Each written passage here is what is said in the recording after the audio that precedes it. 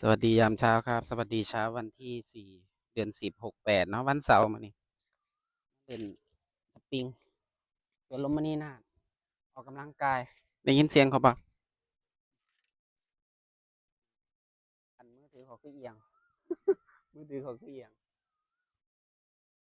ตรงแล้วมัน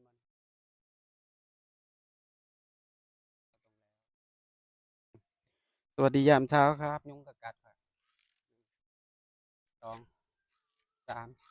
4 5 6 7 8 9 10 11 12 13 15 16 17 18 19 20สปริงมือหักเนาะสปริงมือหักสปริงสร้างกล้าม11 12 13สิหาซื้อถุงมือมาใส่อยู่มือข่อยด้านมา14 15 16 27 29 30 31 32 33 35 36 37 38 39เปลี่ยนท่าบ้างเนาะเปลี่ยนท่าบ้าง1 2 3 4 5 6 7 8 9 10 11 12 13 14 15 16 17 18 19 20 21 22 23 24 25 26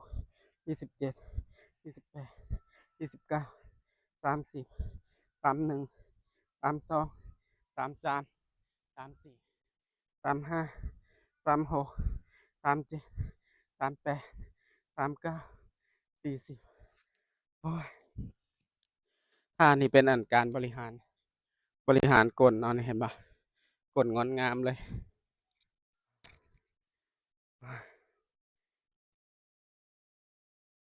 อีกท่าหนึ่ง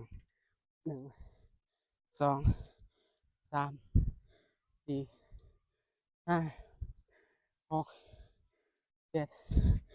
8 9 10 11 12 13 14 15 16 17 18 19 20โอ้ยเป็นการบริหารก้นครับก็เลยเมื่อย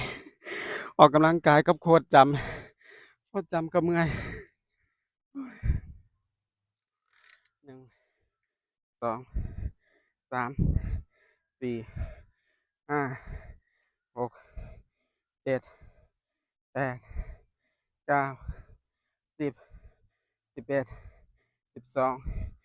13 14 15 16